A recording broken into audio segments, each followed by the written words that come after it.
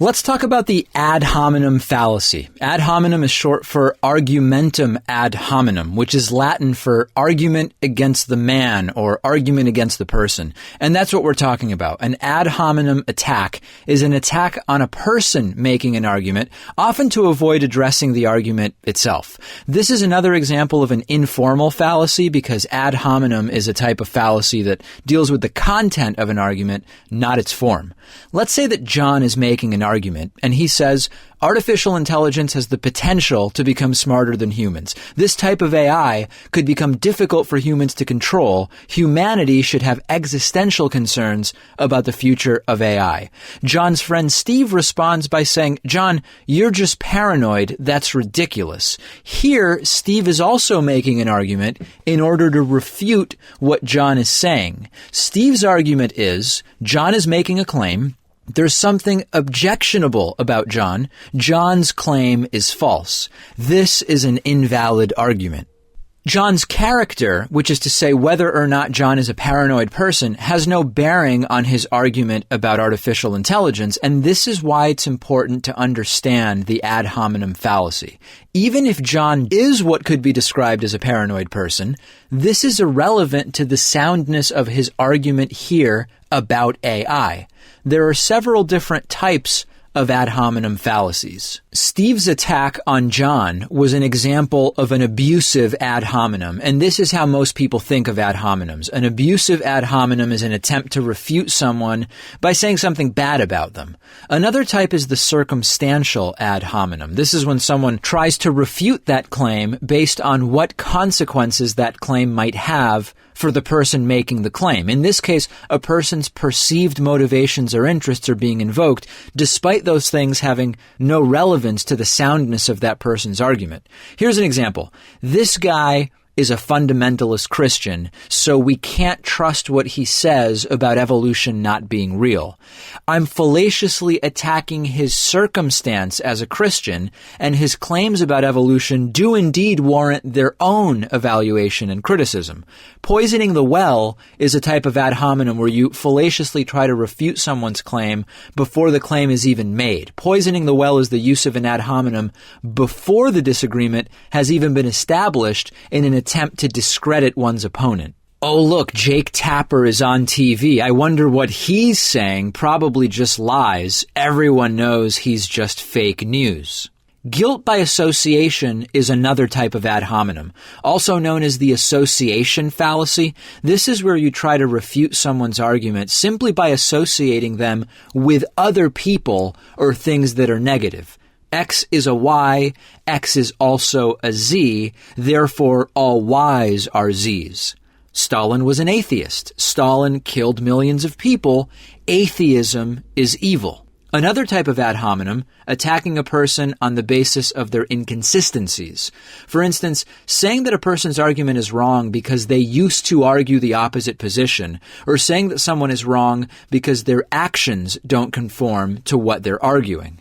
This candidate's stance on this issue doesn't make any sense because he used to have a different stance, or this guy's arguments about red meat being unhealthy can't be valid because he eats cheeseburgers. But I will add, it's not necessarily fallacious to simply call someone a hypocrite or to claim that someone is wishy-washy about their position on something by appealing to the inconsistencies of the behavior or conclusions. For example, if someone is very easily swayed by the opinions of others, there may be room to soundly argue that this person doesn't have a firm grasp on what they believe. And this is an important point. An attack on someone's character is not always an ad hominem. Ad hominems are attacks on a person's character or circumstance in an attempt to refute their argument. If you're simply criticizing someone or something about them, that's not necessarily a fallacy.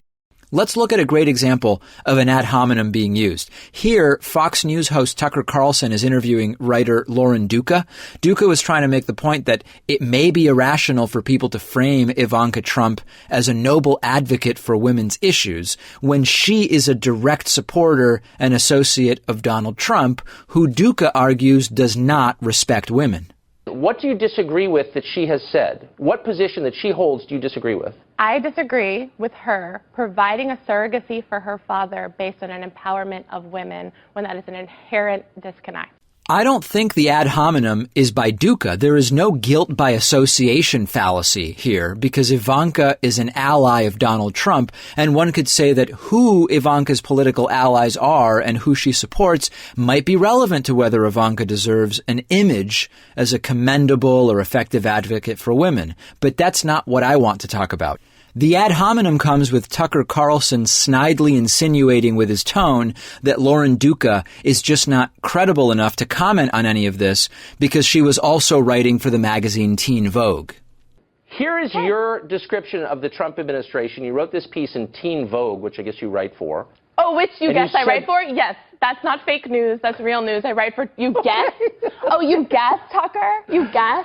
That's really patronizing. I haven't read Teen Vogue because I'm not a Teen Vogue Well, you reader, have in front of... Your producers asked me if I wrote for Teen Vogue. You have my Teen Vogue article in front of you. My name is Lauren Duca, and I write for Teen Vogue. Well, got it. Before that point in the conversation, Duca had sort of pushed Carlson into a corner with her arguments. Maybe Tucker Carlson was feeling like he didn't have any more sound arguments to use against Duca. I don't know. But here, Carlson is basically implying that Duca's arguments are no good because she's also being paid to write for Teen Vogue. So did you read the entire article? I did. I also read Liam Payne is 100% certain One Direction will continue. Adriana Grande rocked the most epic thigh-high boots at Jingle Bell, and Black China and Rob Kardashian went through the messiest breakup of 2016. Those are your other pieces. But I'm trying to get to what you're writing about Trump. Carlson is implying that because Duca also wrote articles about music artists like One Direction and Ariana Grande, that her arguments here about Ivanka Trump somehow have less merit. But I'm trying to get to what you're writing about Trump, taking a break from the thigh-high boots, and ask what you mean about him committing psychological abuse on you. A woman can love Ariana Grande and her thigh-high boots and still just letting you know that I read you in Teen Vogue as of today. Who employs Lauren Duca is not relevant to the merit of the arguments she's making to Tucker Carlson in the Fox News studio. All right, I got to go. You should stick to the thigh-high boots. You're better at that. Lauren, thanks for joining us. An ad hominem happens when someone tries to refute an argument by attacking the person making the argument rather than engaging the person's argument itself. Do you want to get better at debating people? You should check out one of my favorite online learning portals, Brilliant, which sponsors our critical thinking mini-series. Brilliant has fascinating hands-on lessons that allow you to think and argue more clearly about political and philosophical issues.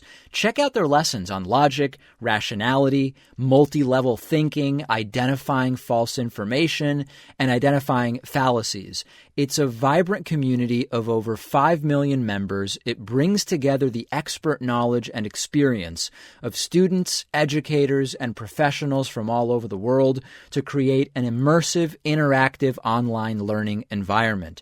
Keeping up with the news is one thing, but you're never really fully equipped to understand politics until you've developed a complete understanding about how the world at the most fundamental levels works. Sign up for free by going to brilliant.org/critical thinking. I've put a link in the description under this video, and the first 200 people who visit will get 20% off an annual premium membership. Visit brilliant.org/critical thinking.